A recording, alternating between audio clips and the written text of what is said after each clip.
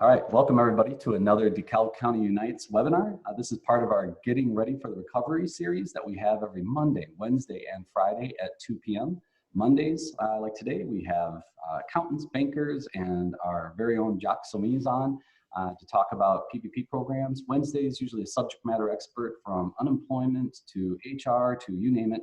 Marketing has been a big one for us. And then Fridays, we do our small business spotlight, which is always great to have small businesses on that are doing some wonderful things to just adjust and make the best out of this current situation.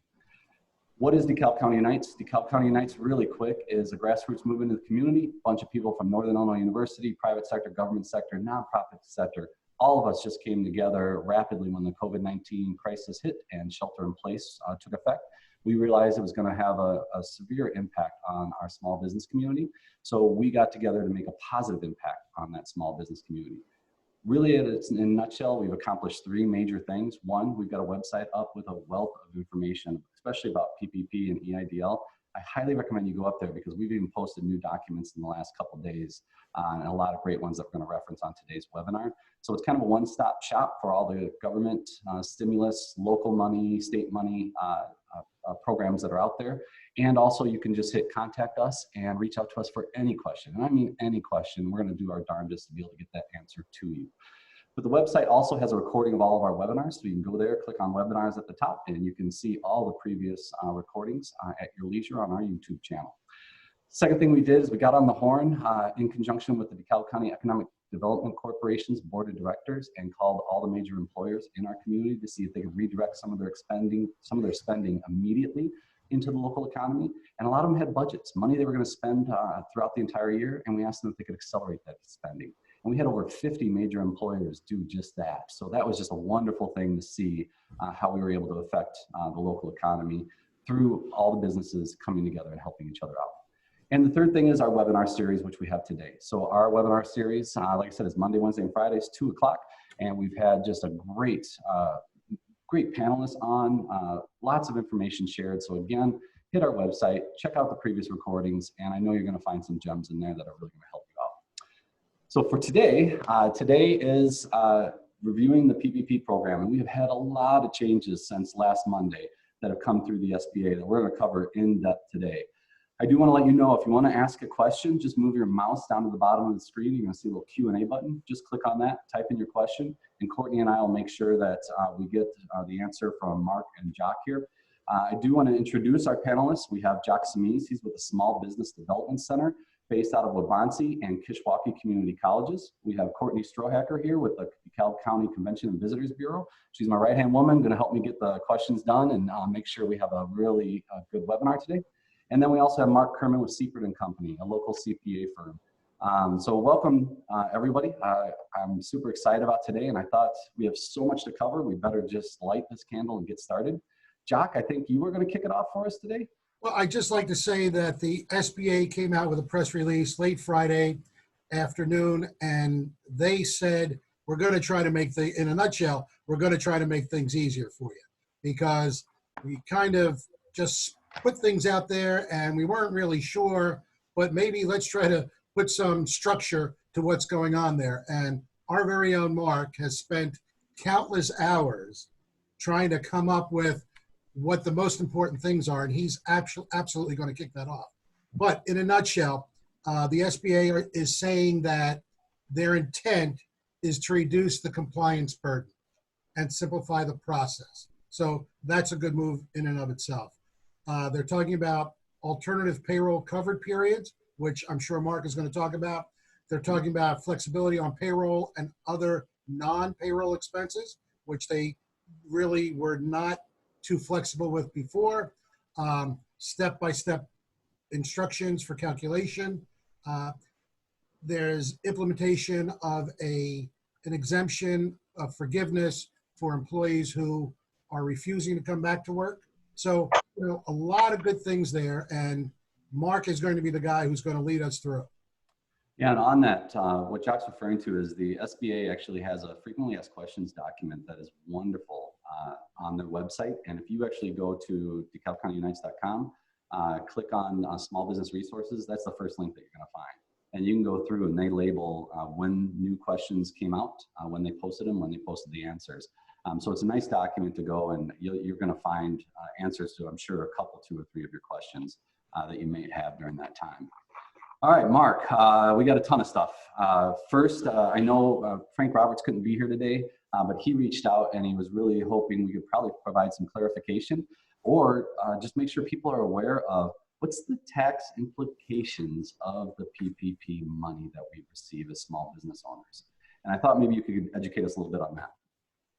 Okay, so when the CARES Act came out originally, the indication was that these funds, any loan forgiveness, was going to be considered to be tax-free.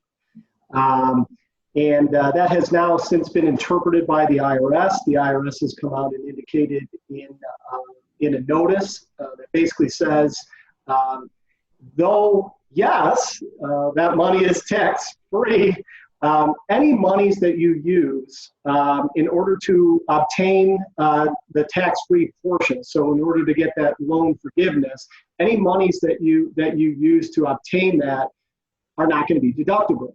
So basically, what that means is the net effect is if you have a loan that's forgiven for $100,000, now you'll have $100,000 worth of valid expenditures that you have actually incurred that you're not going to be able to deduct. As a result of that, the net effect is it's taxable. It's such like a politician, isn't it? Where, yes, they are right, it is not taxable. But come tax time, you're going to pay taxes on it. That's just crazy. You gotta love it though. But Mark, the cool was that thing, the original? I'm sorry, Cohen. Mark, was that the original intent, or they were up in the? No, the original intent was that it would not be taxable. That was the original intent, and there is discussion. I don't want to speculate, but there is discussion that they may try to pass a law that allows for that money to still yet be tax-free and allow for the deduction of those expenses. But that's speculation at this point. yeah, and There's quite a few of those, right? Quite a few of those still nebulous kind of suggestions that are out there. Yes, absolutely. Okay. But the wonderful thing that it seems to be happening, and Jock, you were calling this out early on, is they are constantly going back to the spirit of the thing. The thing was supposed to make a positive impact on our economy, right? So it seems like whenever something gets raised that impacts that original intent, that they are coming out with further clarification, especially from the small business standpoint, that really protects us, and the money is going to what is most important right now. It seems like a trend right now, which is wonderful, wonderful to see. It gives me a lot of hope that by the time we get to the end of this, it's going to be what we all would think on Main Street something like this would be. So, and we're going to find out a little more about that as we go along here. John, yeah. Can we just, along with it, let's get the speculation out of the way. Yeah. So the other two parts of speculation are they're probably going to go easier on the 75% being strictly for payroll. And Mark, correct me if I'm wrong. And they're thinking about extending the amount of that time frame from 8 weeks to something else. I've read things that talked about 5 years. So, I mean, they're all over the place right now, but that seems to be the biggest speculation that's happening. Jack, can I follow up on your 75% comment? With respect to that, there was actually, so when Secretary Mnuchin made the announcement that that 75% needed to be in the form of payroll costs. Well, the way he phrased it was 75% of the loan proceeds needed to go towards payroll costs, which sent speculation a little bit rampant, because basically what that means to me is you need to spend 75% of that loan on payroll costs. Not 75% forgiveness applies towards payroll costs, but 75% of the loan needs to go towards valid payroll costs. And if you don't meet that provision, none of it's forgivable. Well, that actually led to a report coming out by the Inspector General that said tens of thousands of people were not going to be able to get their loans forgiven. That caused quite a stir. And now we have maybe jumping ahead a little bit, but now we have a loan forgiveness application that was released on Friday. And as part of that loan forgiveness application, it's demonstrating that no, in fact, they're not applying that rule where 75% of the loan proceeds need to be expended for payroll purposes. It just goes back to that spirit of 75% forgiveness. Whatever is forgiven, 75% of that at a minimum has to be for payroll costs. So that actually is a huge relief for many taxpayers. Like the Inspector General said, and we're talking tens of thousands of loans that would not have received any forgiveness. Cohen, you're on mute. All right, truck was going by. And it is minimum 75%, right? So if you were 80, 82% of payroll, you're in an even much better spot, because then you only need 18% or whatever of other costs that would be forgivable. And can you cover those other things, or can you cover what is forgivable? Like in payroll, I know people most know this at this point, but just to re-clarify it, what is covered as far as payroll, and then what are the other costs that are covered? All right, so this actually gets a little bit, this gets a little deeper now. Okay, so because we have a loan forgiveness application, we have more knowledge, we have more information that I can share with you. So the first piece to know is payroll cost. Payroll cost, and I'm gonna speak specifically with respect to gross payroll for your employees. Okay, so those payroll costs can be paid or incurred. Paid or incurred. All along up to this point, we've been saying paid.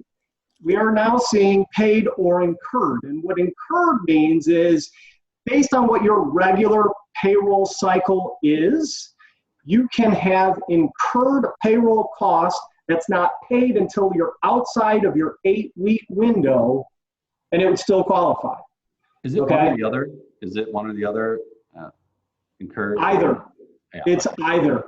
Yeah. So you could have paid a payroll right at the beginning of receiving your loan proceeds, and that qualifies. But then 8 weeks later, your next payroll isn't until the 9th week. Well, anything incurred through the end of that 8th week would qualify as long as it's paid on its normal payroll cycle. So if that's paid on that 9th week, it qualifies. All right. So that's the first piece. And that's kind of a key delineator from what we had been talking about previously. So just know that you actually are going to be able to get some additional payroll costs that you weren't going to be able to get previously. And clarification, before 10 months, then they got it to weeks. It's 56 days from the day the money hits your account in the bank. You have 56 days to have those expenditures. So I just want people to really remember that 56 days. Because there's a lot of calculators out there that might do it differently. It's not 2 months. So make sure that you understand and get it within that 56 days.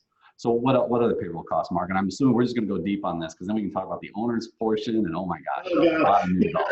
Maybe we'll come back to the owner's portion. All right. That's not. So finish what are payroll costs and what are other expenditures? Yep. All right. So then other payroll costs that would qualify would be your state unemployment. So any state cost that you as an employer bear on behalf of the employee, in this case, state unemployment, that qualifies as a valid expenditure. Anything for group health costs, which includes group health insurance, that qualifies as a valid cost, as well as any retirement benefits that you're paying on behalf of your employees would qualify. All of those are grouped under the category of payroll cost, okay? So that's that 75% that we were talking about earlier, okay? Then we get into the 25%, which are non-payroll costs. Yep, Jock? So if I have life insurance policies that I'm paying on behalf of my employees, is that an employee expense or a payroll expense? It's not considered part of the valid cost for this purpose. Okay. Yeah. So disability is the same way, right? Yeah. So, yep. Right. Okay. Okay. Then we get into the non-payroll. Non-payroll would include your rent expenses. Now, rent expenses has been clarified a little bit. Rent expenses is not just realty. It also includes personal property that you're renting. So if you are renting a vehicle for your business, if you're renting other equipment for your business, that qualifies as a valid rental expenditure. So just know that that's kind of a wrinkle that hasn't been discussed very much, but that is qualified. Do make sure with any of these items, with respect to rent, and then also I'm going to get into mortgage interest, but with respect to any of those, there has to be a valid agreement that was in place, and the agreement needed to be in place by February 15th. If you don't have a valid agreement in place by February 15th, it's not really considered a valid cost for that purpose. Okay. All right.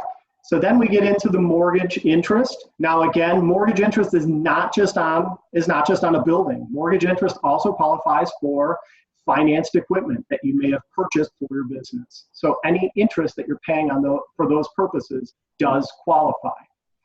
All right. Then we get into utilities. Now, utilities. So you have gas and electric and your waste, water, those types of things. But in addition to that, telephone expense counts. Well, we've been asked before, does cellular telephone cost, or is it just landline? That the rules that have come out are not specific. They're not specifically identified. We're taking the position that cell phones do qualify. All right. Then internet also qualifies. Finally, we have a little bit more clarification on transportation costs. Transportation utility is really fuel costs that you would have on a company-owned vehicle. So if you're paying fuel for a company-owned vehicle, that is considered a utility for that purpose. Yeah. That's good enough. Yeah. Now I'm going to dive a little bit deeper and just say, with respect to expenses, notice how I said paid or incurred with respect to payroll. It's going to kind of be the same case with respect to these non-payroll costs as well.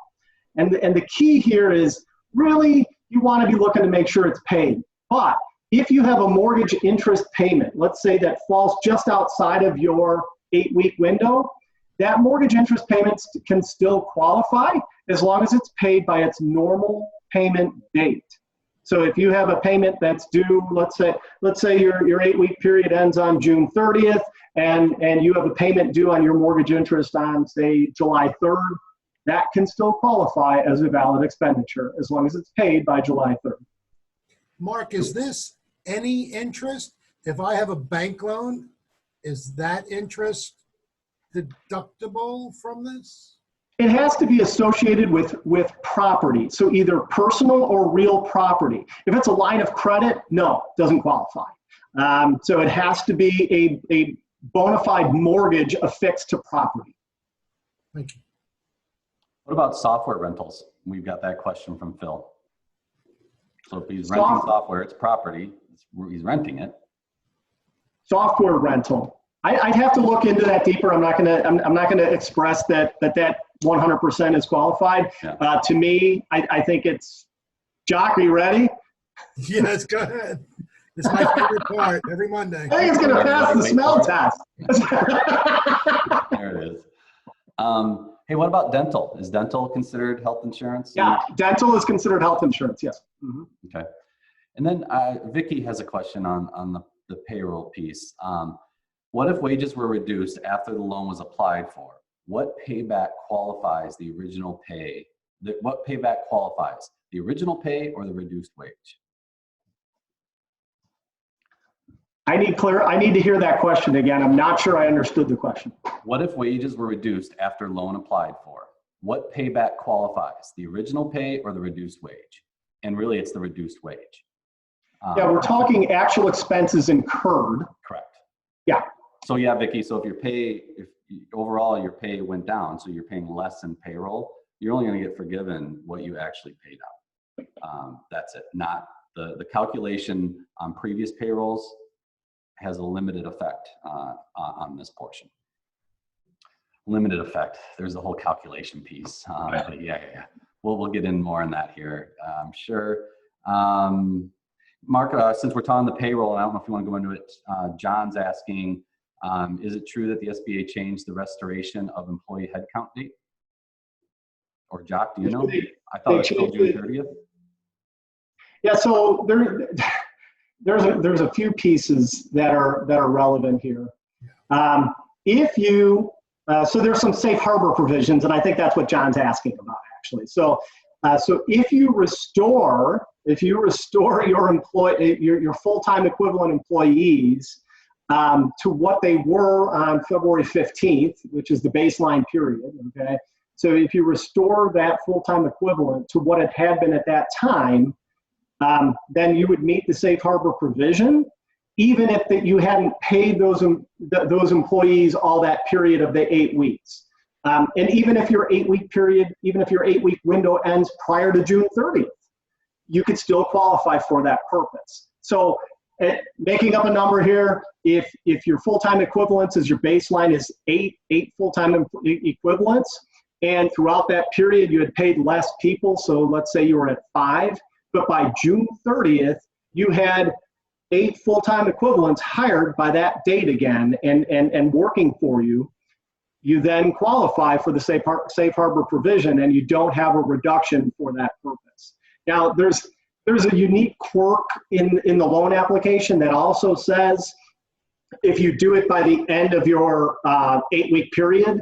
So for the sake of discussion, if your 8-week period ends, let's say you got the loan a little bit later and your 8-week window ends on July 15th, and you restore it by the last day of that 8-week period. So you again restore it back to that amount of full-time equivalents. You also meet the safe harbor provision. It's kind of a quirk in the application. You're only going to see it when you go back to the main page, not on Schedule A, but it's there, and you would qualify for that safe harbor. Mark, can you just take 30 seconds and talk about full-time equivalent, how that kind of works? Yeah, I don't know if I can do it in 30 seconds because I'm an accountant, but I'll do my best. This isn't billable time, is it, Mark? All right, so the first thing you need to know is full-time equivalent for this purpose is based on a 40-hour work week, okay? There's been a lot of speculation. Do we go with 30 hours? Is there another figure, 32? It's 40. It's based on a 40-hour work week. Now, some people are probably listening to this and saying, well, wait a minute. When I submitted my loan application, I submitted it saying I had this much full-time equivalents based on a different calculation I was using. Please understand that that application now is disregarded for that purpose. That was listing the number of jobs. It was not listing the number of full-time equivalents you had. So you don't have to live by that as the letter of the law with what your baseline is. So that's the first thing you need to know and understand, is that they will not reflect on that as being gospel, that you have to use that as the key figure you're referring to. All right. Now, I'm over my 30 seconds, but I'm going to keep going. All right. So there's actually 2 calculations, and I would encourage, because I'm an accountant, I would encourage all employers to perform both calculations, because it's the employer's choice as to which one they use, okay?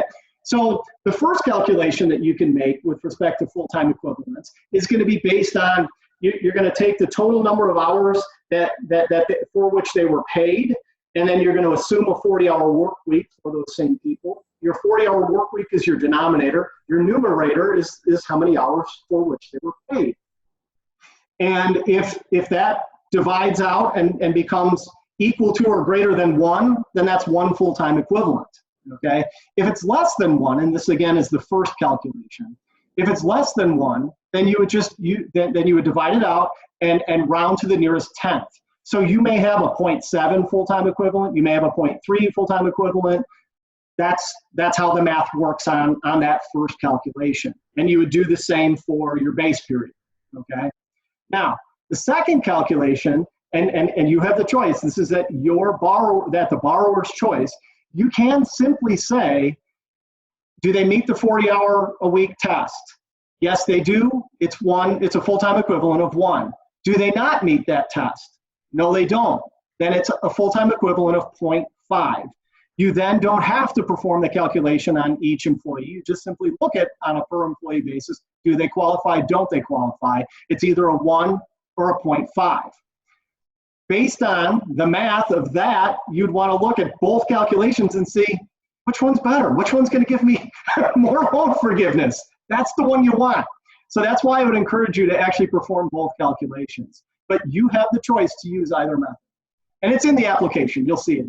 And there's going to be more and more calculators that are going to start being produced by financial institutions, around the U.S. That people are going to be able to make this an easy calculation for them to make the determination on which path they should go. Hey, before we get too far off, a few questions came in. Courtney, I don't know if there's any that you saw that have been waiting for a while. All right, let me unmute myself. Yeah, so Jamie Walter asked, what if you pay a bonus or hazard pay? Is that included? Yes. Yeah. Okay, that was an easy one. Next. Lauren says, my main person who is near full-time of 2 years quit today. No notice. What do I need to do in regards to the PPP? Help. All right. So there is a provision that was announced, I think it was last week, and the provision that was announced last week relates specifically to if you laid somebody off and then you offered to bring them back and they refused, okay? If that was the case, it wouldn't count against your full-time equivalents. All right. The new loan forgiveness application actually has 3 additional provisions for which you would not be penalized, okay? So in this case, you would actually meet one of those provisions. So the first additional provision would be if you fired an employee for cause, all right? The second one is if an employee requests and they ultimately receive a reduction in hours. So they're requesting to reduce their hours and you allow them to do so.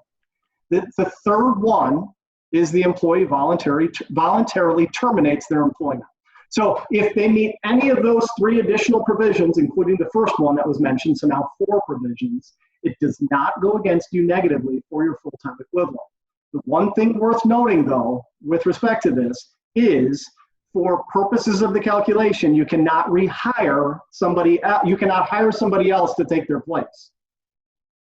Well, that sounds weird. No, it doesn't. See, here's why. Because if you hire somebody to take their place, they're going to take over those full-time equivalent numbers. So that's the reason why they don't allow that, okay? So for purposes of this calculation, you would just simply say, okay, I didn't rehire, or I didn't hire somebody to take their place, and you would not be penalized for that person that quit, that you let go, any of those other provisions that I mentioned. Okay, one more on that. Are property taxes included? It says it's in our lease for our company to pay them. So let's say you have a triple net lease. I don't have an answer to that yet. We're still awaiting some guidance. That would be a piece that I would want to await guidance on before I gave any advice. And then this one is on the EIDL. Can you give me more information about the EIDL? I did get the $1,000 in my bank account. However, they sent me an email for more information on accepting more. How do I know if this is a good fit? How do you know if the EIDL is a good fit? I guess EIDL is a loan. The first 1,000, it sounds like you got 1,000 based on your payroll. So the first 1,000 would be forgivable. The remainder of that loan is not a forgivable loan. The remainder of that loan is truly, in fact, a loan. If you are a for-profit entity, if that loan is at 3 3/4 interest rate. If you're a nonprofit, it's 2 3/4 rate of interest. So to answer your question, I would, Jock, you ready? I would project my cash flow needs. I would project my needs of cash flow. And if I believe that I need that cash in order to be able to sustain operations, then I believe it's a good fit for my organization. If I don't foresee that being something that's needed or necessary, well, then maybe I shouldn't take that step to take that loan. The loan is that's a 20-year loan, so I mean it's certainly still a good loan and at a decent rate of interest if you do feel that that's a necessary thing.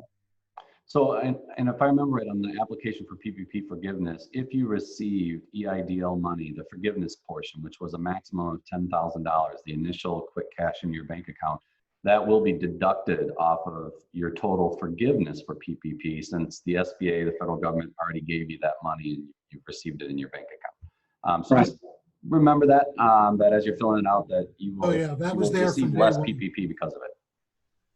But it works out. It's not like it's a bad thing that you took it. It's just, it all comes out in the wash when it comes down to it. Hey, there was huge news, right, in the form of safe harbor, because a lot of us small businesses were really sweating the whole, man, if the federal government's going to determine whether I was impacted by COVID-19 or not, there was a lot of angst out there. I know 2 businesses that were thinking about giving the money back because they didn't want to risk getting audited later and having to pay penalties and fines and all that. There was some big, if I remember right, there's some big news on, they've established who now is in safe harbor and doesn't have to worry about that. They're automatically qualified for the PPP loan. And I don't know if that's you, Jock, that has little specifics on that for us. I mean, from what I remember, and I know I said last week it was 2 million, it's 1 million and below is, you're good, but 2 million and above, you're probably going to be audited. I mean, that's the real basic test. And I think they've set it now where it is 2 million and below, you qualify for PPP.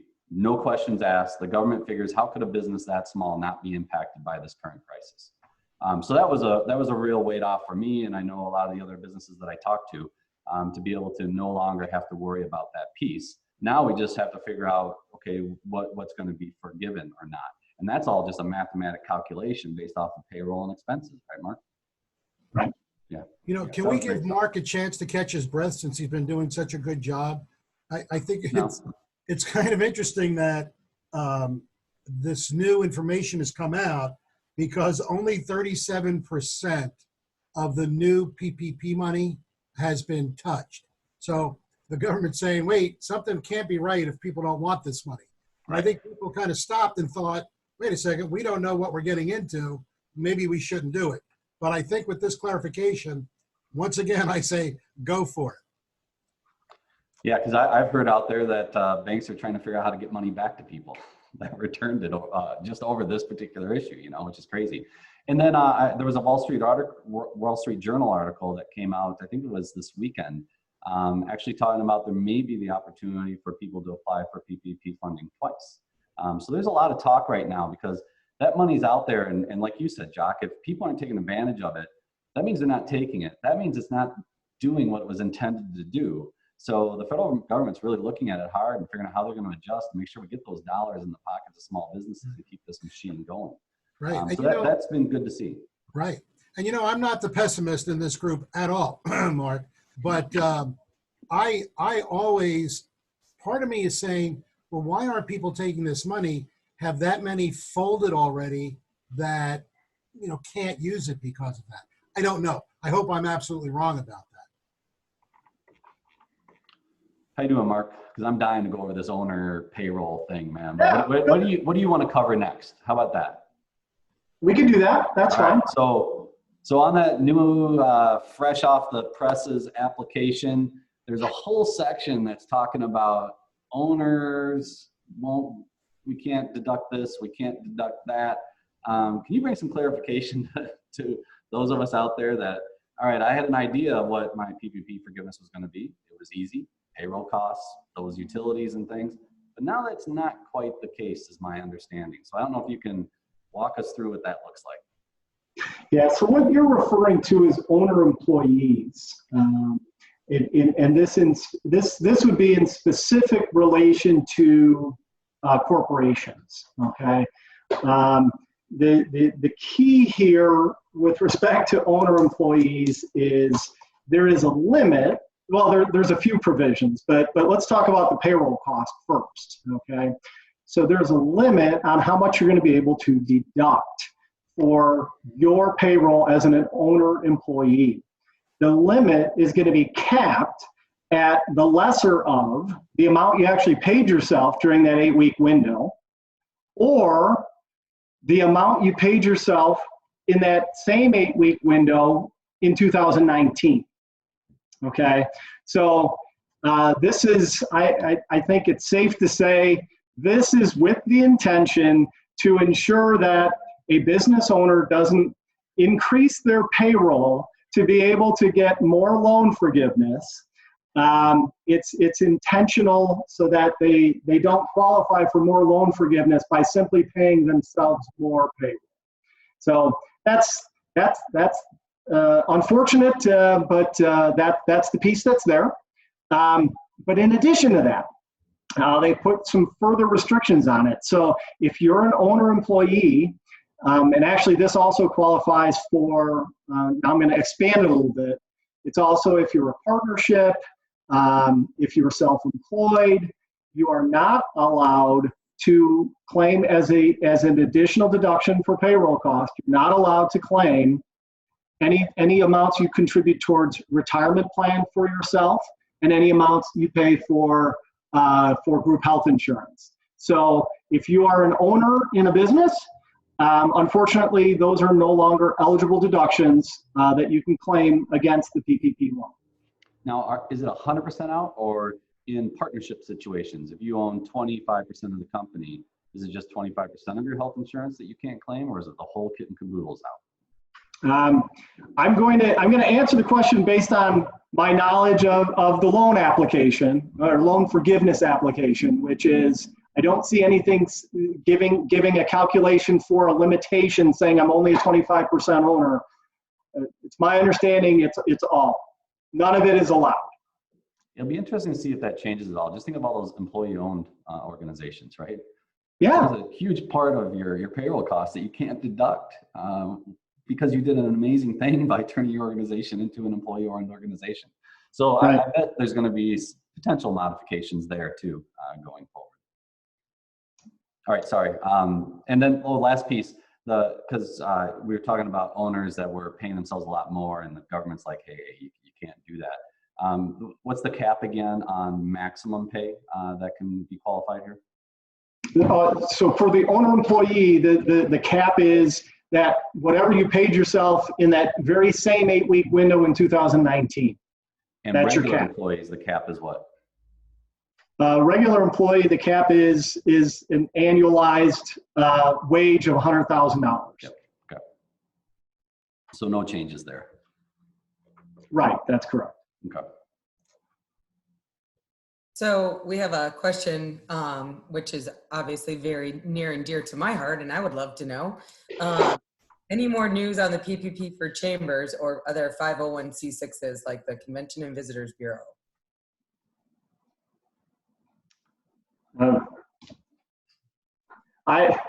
There's been nothing I've seen with respect to that. I don't know, Jock, if you have more information. Not either. Yeah. No. Yeah, and the application that came out doesn't talk about that at all that I saw. Yeah. Well, the application would be for, you're talking about the loan forgiveness application? Mm-hmm. Well, that's going to be with respect to people who already have those loans. Oh, yeah, you're right. You're right. And the chamber wouldn't be allowed to get it in the first place. Gotcha. Okay. What else do you got any questions there, Jock? I'm looking through them here. No, right now, there's an expression, no one is a prophet in their own land. From what we've talked about for weeks and weeks and weeks, and Courtney kind of just hit the tip of the iceberg, are all other nonprofits eligible for EIDL, the EIDL, and for the Paycheck Protection Program?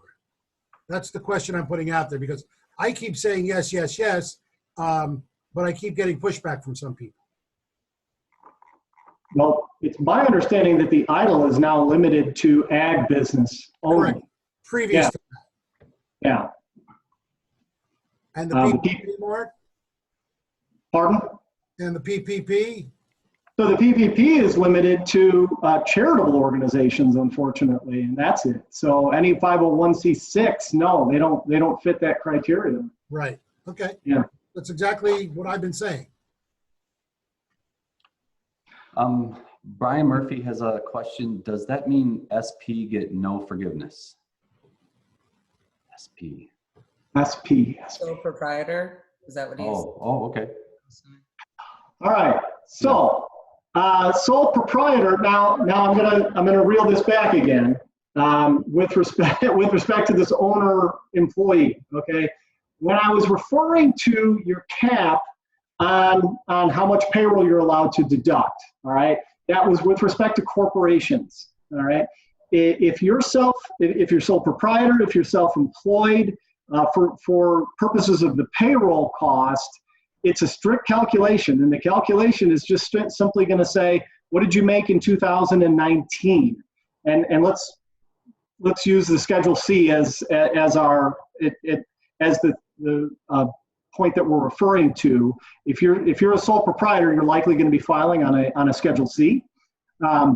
Whatever your net income is on that Schedule C, that's the base that you're going to be referring to, and that's the amount that the loan is going to be afforded to you. So they're going to take that net amount, that net income amount, they're going to divide by 12, multiply by 2.5. That's how much loan that you're going to be afforded.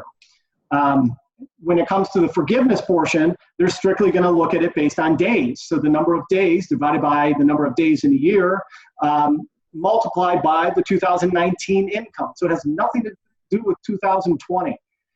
Nothing. It's strictly based on your 2019 sole proprietor income, and that will still be forgiven. So I hope that answers your question. But that's the key there. So if you're in a corporation, that's going to be limited and capped at whatever you took as a payroll for the lesser of 2020 or 2019.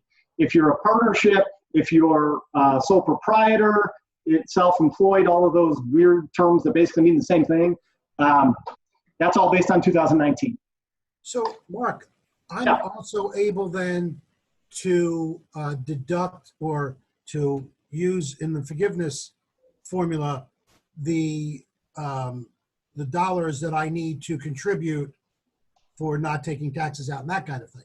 Not taxes, but Social Security and that, or no? You know, state, unemployment, if I'm self-employed. No. Payroll is strictly based on the net income calculation. That's your payroll cost. Okay. Yeah.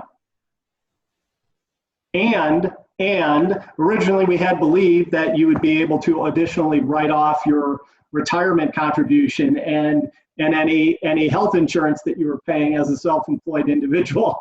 And now that's no longer allowed.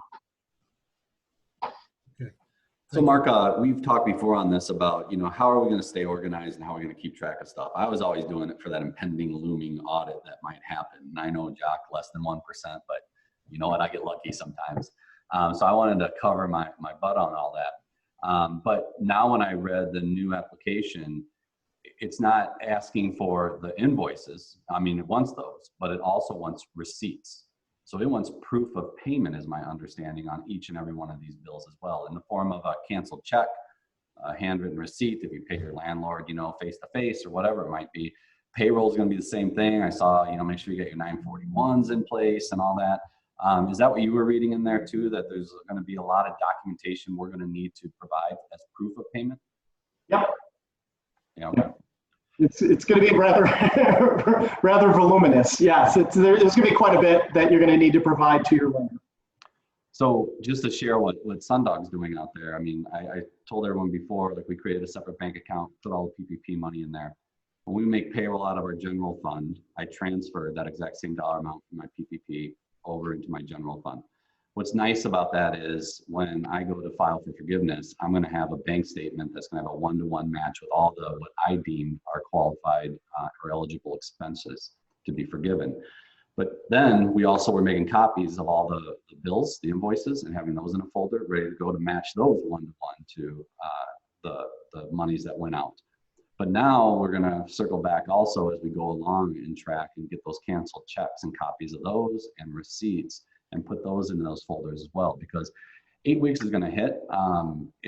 That's a lot of data to accumulate. The forgiveness piece, I'm sure, is going to be a mad dash scramble. Lenders are going to be overwhelmed. It'll be a little bit chaotic.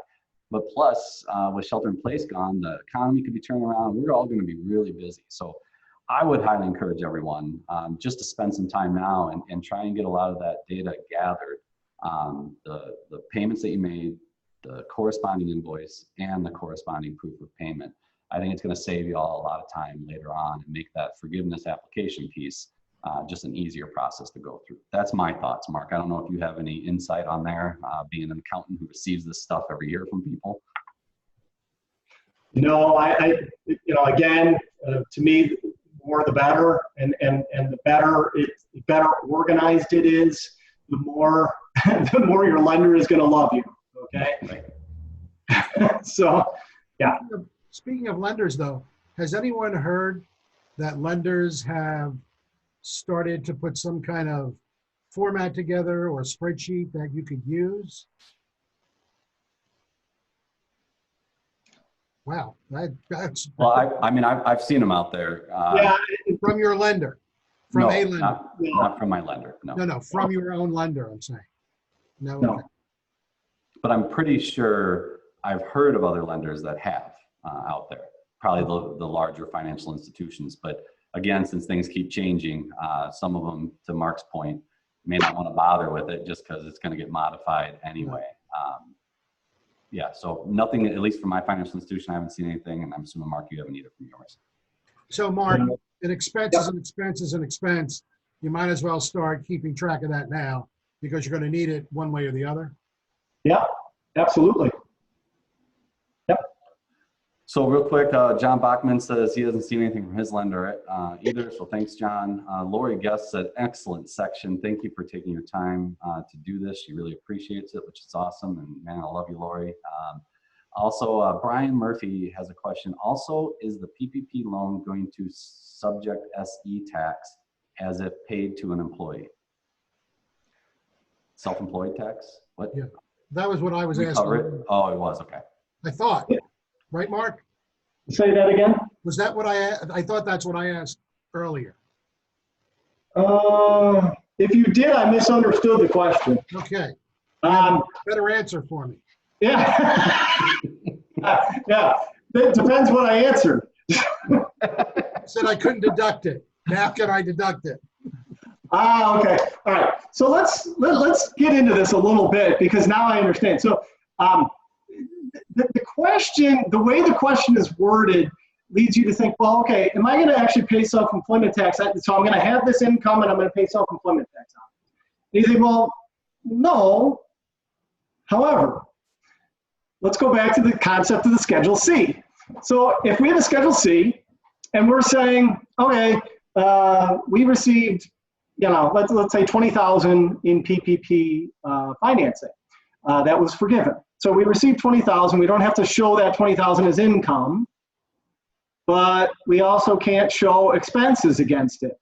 So if we have to reduce our expenses against that income, and now suddenly we have 20,000 less in expenses on that same Schedule C, the answer is yeah, you're going to want to pay self-employment tax on it. Now it's not going to be deductible other than, like it normally would on a 1040, but yeah, you're going to want to pay self-employment tax on that because you're not going to have a valid expenditure that you normally would on your Schedule C. Yeah, makes sense. Yeah. All right, gentlemen, we're at getting close to the hour. I don't know, Mark, if you had any final things that we didn't cover that you wanted to hit. Yep. Yes, I had one other item. We've discussed this a number of times because this actually was an item in the Q&A in the interim final rule. And this item was saying if you have enough expenditures that would exceed the original loan amount.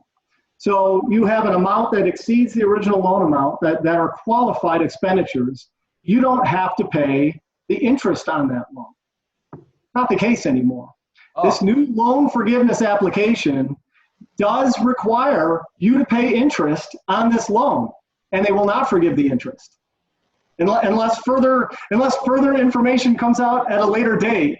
What's on that loan application, you are capped at the loan amount, which means that the interest would not be forgiven.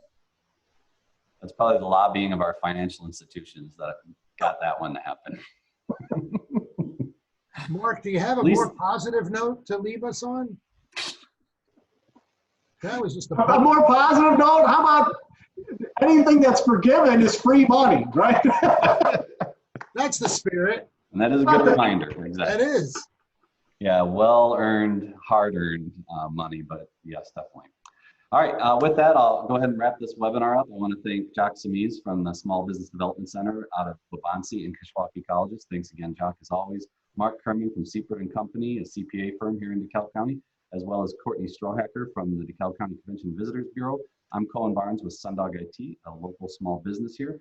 I wanted to remind everyone you can go to our website, you can look at the future webinars coming up and register there, but also I forgot to tell you all the new forgiveness documentation and for the PPP loan and the news release from the SBDC, as well as the frequently asked questions document are all on our website.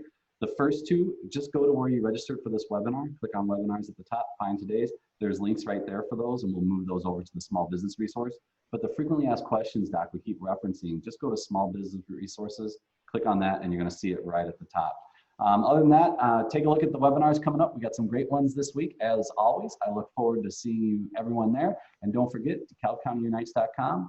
Find us on Facebook, find us on any social media, share everything, tweet, tag, you name it, but help us get the word out to as many small businesses as possible, because this information is the kind of information that could actually save some of these companies. All right, so thanks everyone. Have a wonderful week, and I look forward to seeing you next Monday. Take care. Bye now.